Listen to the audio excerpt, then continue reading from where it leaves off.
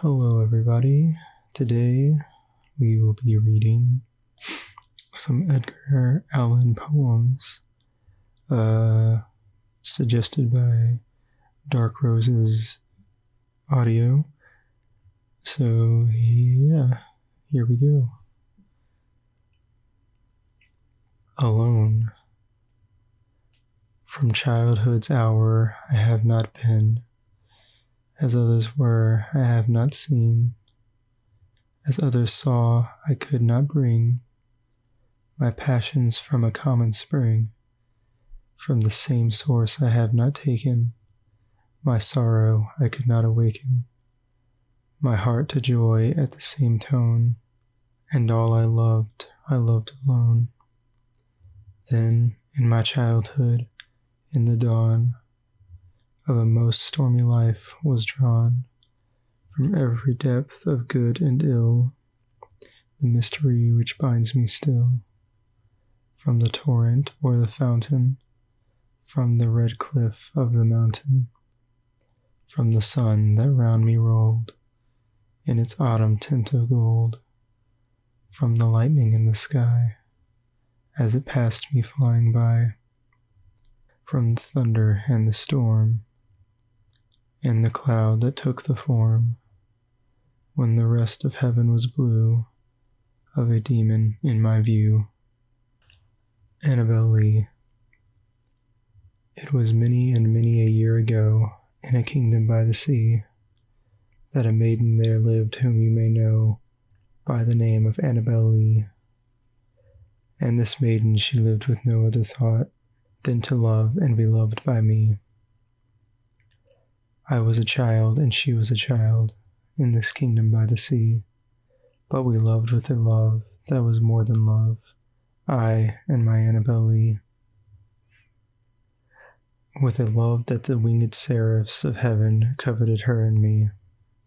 And this was the reason that long ago in this kingdom by the sea, a wind blew out of a cloud, chilling my beautiful Annabel Lee, so that her high-born kinsman came and bore her away from me, to shut her up in sepulchre in this kingdom by the sea. The angels, not half so happy in heaven, went envying her and me. Yes, that was the reason, as all men know, in this kingdom by the sea, that the wind came out of the cloud by night, chilling and killing my Annabel Lee. But our love, it was stronger by far than the love of those who were older than we, of many far wiser than we, and neither the angels in heaven above, nor the demons down under the sea, can ever dissever my soul from the soul of the beautiful Annabel Lee. For the moon never beams without bringing me dreams of the beautiful Annabel Lee, and the stars never rise but I feel the bright eyes of the beautiful Annabel Lee. And so all the night tide I lie down by the side of my darling, my life and my bride, in her sepulchre there by the sea, in her tomb by the sounding sea. The Conqueror one. Lo, 'tis a gala night, within the lonesome latter years, an angel throng bewinged, bedight in veils and drowned in tears, sit in a theatre to see a play of hopes and fears, while the orchestra breathes fitfully the music of the spheres. Mimes in the form of God on high mutter and mumble low, and hither and thither fly, mere puppets they who come and go, at bidding of vast formless things that shift the scenery to and fro, flapping from out their condor wings invisible woe.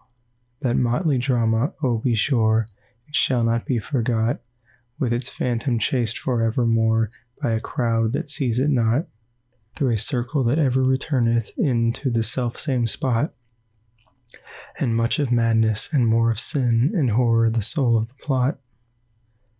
But see, amid the mimic rote, a crawling shape intrude, a blood-red thing that rise from out the scenic solitude.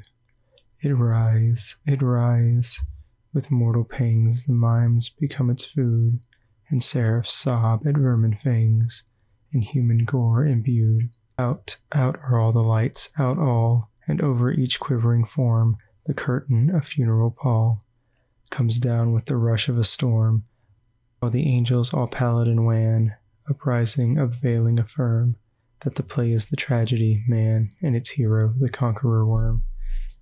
A dream. In visions of the dark night I have dreamed of joy departed, but a waking dream of life and light hath left me broken-hearted. Ah, what is not a dream by day to him whose eyes are cast on things around him with a ray turned back upon the past? That holy dream, while all the world were chiding, hath cheered me as a lovely beam, a lonely spirit guiding. What though that light through storm and night so trembled from afar? What could there be more purely bright in truth's day star? Dreamland.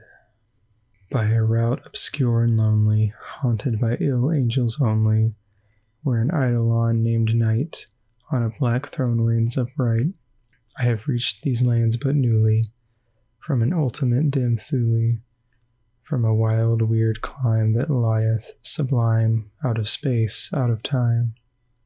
Bottomless vales and boundless floods and chasms and caves and titan woods, with forms that no man can discover, for the tears that drip all over, mountains toppling evermore into seas without a shore, seas that restlessly aspire, surging unto skies of fire, lakes that endlessly outspread their lone waters, lone and dead, their still waters, still and chilly, with the snows of the lolling lily.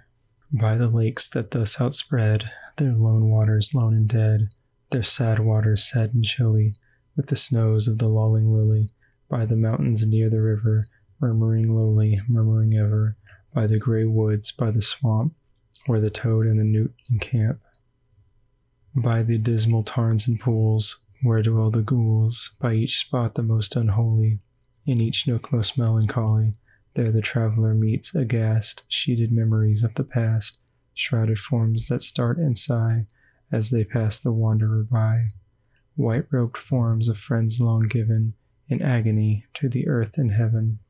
For the heart whose woes are legion, 'tis a peaceful, soothing region. For the spirit that walks in shadow, 'tis El Dorado. But the traveller, travelling through it, may not, dare not openly view it. Never its mysteries are exposed to the weak human eye unclosed. So wills its king, who hath forbid the uplifting of the fringed lid. And thus the sad soul that here passes beholds it but through darkened glasses, by a route obscure and lonely, haunted by ill angels only, by a route obscure and lonely, haunted by ill angels only, where an eidolon named Night on a black throne reigns upright. I have wandered home but newly from this ultimate dim Thule. A dream within a dream. Take this kiss upon the brow, and in parting from you now, thus much let me avow, you are not wrong who deem that my days have been a dream. Yet if hope has flown away, in a night or in a day, in a vision or in none, is it therefore the less gone? All that we see or seem is but a dream within a dream. I stand amid the roar of a surf-tormented shore, and I hold within my hand grains of the golden sand. How few, yet how they creep through my fingers to the deep, while I weep, while I weep. O God, can I not grasp them with a tighter clasp? O God, can I not save one from the pitiless wave? Is all that we see or deem but a dream within a dream? El Dorado, gaily bedight, a gallant knight, in sunshine and in shadow, had journeyed long, singing a song in search of El Dorado. But he grew old, this knight so bold, and o'er his heart a shadow fell as he found no spot of the ground that looked like El Dorado. And as his strength failed him at length, he met a pilgrim shadow. Shadow, said he, where can it be, this land of El Dorado? Over the mountains of the moon, down the valley of the shadow, ride, boldly ride, the shade replied, if you seek for El Dorado. Fairyland. Dim vales and shadowy floods and cloudy-looking woods, whose forms we can't discover, for the tears that drip all over. Huge moons their wax and wane, again and again and again, every moment of the night, forever changing places, and they put out the starlight with the breath from their pale faces. About 12 by the moon dial, one more filmy than the rest, a kind which, upon trial, they have found to be the best, comes down, still down and down, with its center on the crown of a mountain's eminence, while its wide circumference in easy drapery falls over hamlets, over halls, wherever they may be, over the strange woods, over the sea, over spirits on the wing, over every drowsy thing, and buries them quite in a labyrinth of light. And then how deep, oh deep, is the passion of their sleep.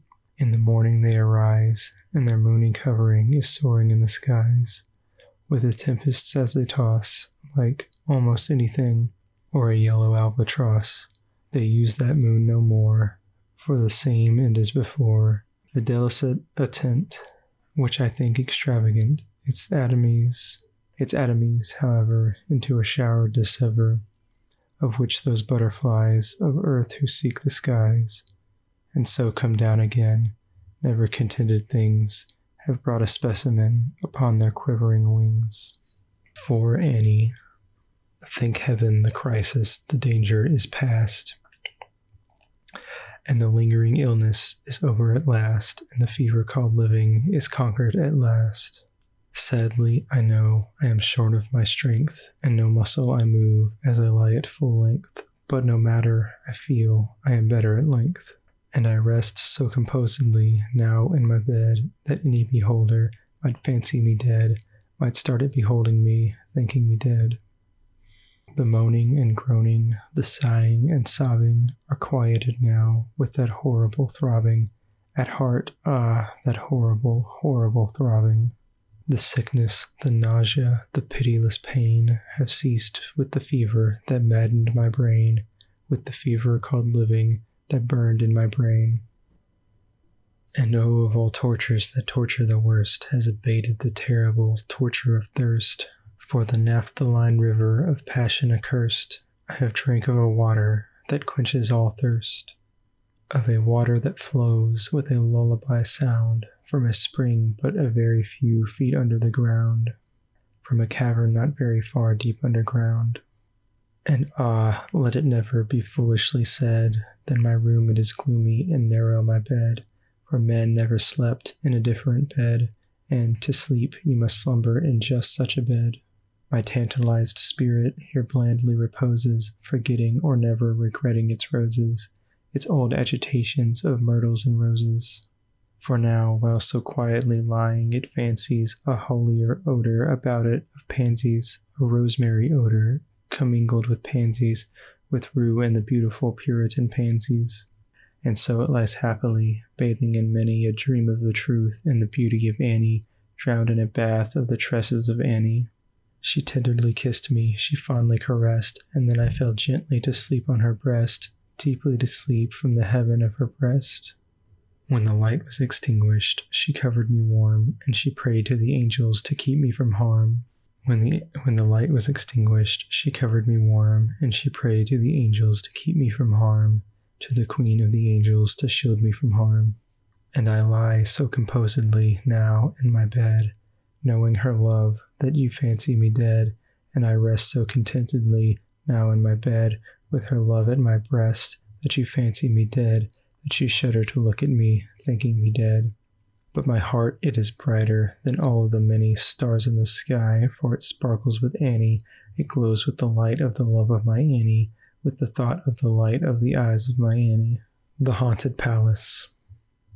In the greenest of our valleys, by good angels tenanted, once a fair and stately palace, radiant palace, reared its head. In the monarch thought's dominion it stood there, never seraph spread opinion over fabric half so fair. Banners yellow, glorious, golden, and its roof did not float and flow. All this, was in the olden time long ago, and every gentle air that dallied in that sweet day, along the ramparts plumed and pallied, and winged odor went away. Wanderers in that happy valley, through 2 luminous windows, saw spirits moving musically to a lute's well-tuned law. Round about a throne where sitting Porphyrogene, in state his glory well befitting, the ruler of the realm was seen. And all with pearl and ruby glowing was the fair palace door, through which came flowing, flowing, flowing, and sparkling evermore, a troop of echoes whose sweet duty was but to sing, in voices of surpassing beauty, the wit and wisdom of their king. But evil things in robes of sorrow assailed the monarch's high estate. Ah, let us mourn, for never morrow shall dawn upon him desolate, and round about his home the glory that blushed and bloomed is but a dim remembered story of the old time entombed. And travelers now within that valley, through the red-litten windows see vast forms that move fantastically to a discordant melody, while, like a ghastly rapid river, through the pale door a hideous throng rush out forever and laugh but smile no more. Israfel. In heaven a spirit doth dwell, whose heartstrings are a lute. None sing so wildly well as the angel Israfel, and the giddy stars, so legends tell, ceasing their hymns, attend the spell of his voice all mute. Tottering above, in her highest noon, the enamored moon flushes with love, while, to listen, the red levin, with the rapid Pleiades even, which were 7, pauses in heaven.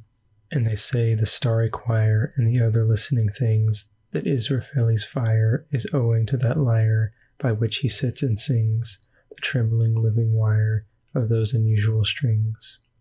But the skies that angel trod, where deep thoughts are a duty, where love's a grown-up god, where the hoary glances are imbued with all the beauty which we worship in a star. Therefore thou art not wrong, Israfeli, who despisest an impassioned song. To thee the laurels belong, best bard, because the wisest merrily live and long. The ecstasies above with thy burning measures suit, thy grief, thy joy, thy hate, thy love, with the fervor of thy lute. Well may the stars be mute. Yes, heaven is thine, but this is a world of sweets and sours. Our flowers are merely flowers, and the shadow of thy perfect bliss is the sunshine of ours. If I could dwell where Israfel hath dwelt and he were I, he might not sing so wildly well a mortal melody, while a bolder note than this might swell from my lyre within the sky. The Raven. Once upon a midnight dreary, while I pondered weak and weary over many a quaint and curious volume of forgotten lore, while I nodded, nearly napping, suddenly there came a tapping, as if someone gently rapping at my chamber door. "'Tis some visitor," I muttered, tapping at my chamber door. Only this, and nothing more. Ah, distinctly I remember it was in the bleak December, and each separate dying ember wrought its ghost upon the floor. Eagerly I wished the morrow. Vainly I had sought to borrow from my books surcease of sorrow, sorrow for the lost Lenore, for the rare and radiant maiden whom the angels name Lenore, nameless here forevermore. And the silken, sad, uncertain rustling of each purple curtain thrilled me, filled me with fantastic terrors never felt before, so that now, to still the beating of my heart, I stood repeating, "'Tis some visitor entreating entrance at my chamber door. Some late visitor entreating entrance at my chamber door. This it is, and nothing more." Presently my soul grew stronger, hesitating then no longer.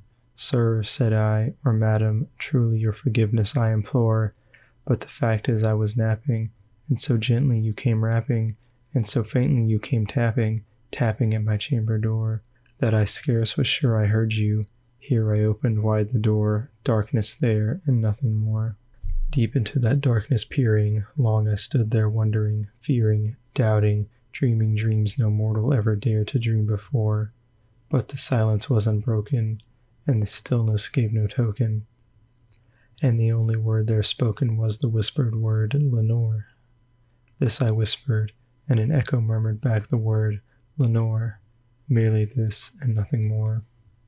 Back into the chamber turning, all my soul within me burning, soon again I heard a tapping somewhat louder than before.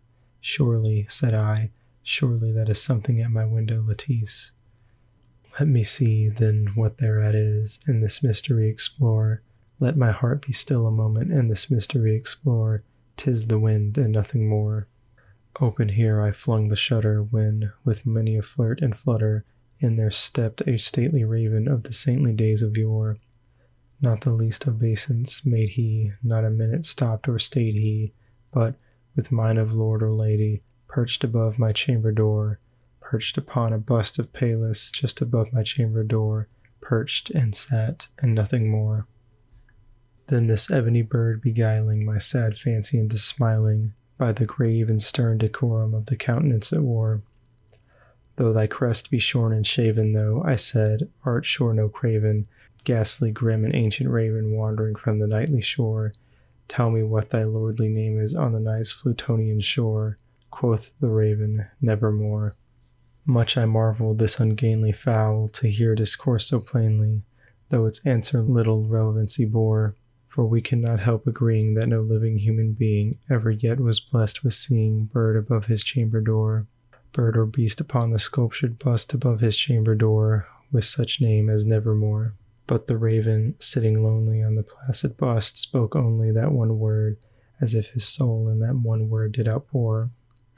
Nothing farther than he uttered, not a feather than he fluttered, till I scarcely more than muttered, other friends have flown before, on the morrow he will leave me, as my hopes have flown before. Then the bird said, Nevermore. Startled at the stillness broken by replies so aptly spoken, doubtless, said I, what it utters is its only stock in store, caught from some unhappy master whom unmerciful disaster followed fast and followed faster till his songs one burden bore, till the dirges of his hope that melancholy burden bore of nevermore. But the raven still beguiling all my fancy into smiling, straight I willed a cushioned seat in front of the bird and bust and door. Then, upon the velvet sinking, I betook myself to linking fancy unto fancy, thinking what this ominous bird of yore, what this grim, ungainly, ghastly, gaunt, and ominous bird of yore meant in croaking, Nevermore. This I sat engaged in guessing, but no syllable expressing to the fowl whose fiery eyes now burned into my bosom's core. This and more I sat divining, with my head at ease reclining on the cushion's velvet lining that the lamplight gloated o'er, but whose velvet violet lining with the lamplight gloating o'er, she shall press, nevermore. Then, methought, the air grew denser, perfumed from an unseen censer, swung by seraphim whose footfalls tinkled on the tufted floor. Wretch, I cried, thy God hath lent thee, by these angels he hath sent thee, respite, and nepenthe from thy memories of Lenore. Quaff, oh quaff this kind nepenthe, and forget this lost Lenore. Quoth the raven, Nevermore. Prophet, said I, thing of evil, prophet still, if bird or devil, whether tempter sent, or whether tempest tossed thee here ashore, desolate yet all undaunted, on this desert land enchanted, on this home by horror haunted, tell me truly, I implore, is there balm in Gilead? Tell me, I implore, quoth the raven, Nevermore. Prophet, said I, thing of evil, prophet still, if bird or devil, by that heaven that bends above us, by that God we both adore, tell this soul with sorrow laden, if within the distant Aidenn it shall clasp a sainted maiden whom the angels name Lenore, clasp a rare and radiant maiden whom the angels name Lenore, quoth the raven, Nevermore. Be that word our sign of parting, bird or fiend, I shrieked, upstarting, get thee back into the tempest and the night's Plutonian shore, leave no black plume as a token of that lie thy soul hath spoken, leave my loneliness unbroken, quit the bust above my door, take thy beak from out my heart, and take thy form from off my door, quoth the raven, Nevermore. And the raven still is sitting, and the raven never flitting, still is sitting, on the pallid bust of Pallas just above my chamber door, and his eyes have all the seeming of a demon's that is dreaming, and the lamplight o'er him streaming throws his shadow on the floor, and my soul from out that shadow that lies floating on the floor shall be lifted nevermore. All right, well, that's all for tonight, so I hope you enjoyed. Sleep well, and I will see you soon. Bye-bye.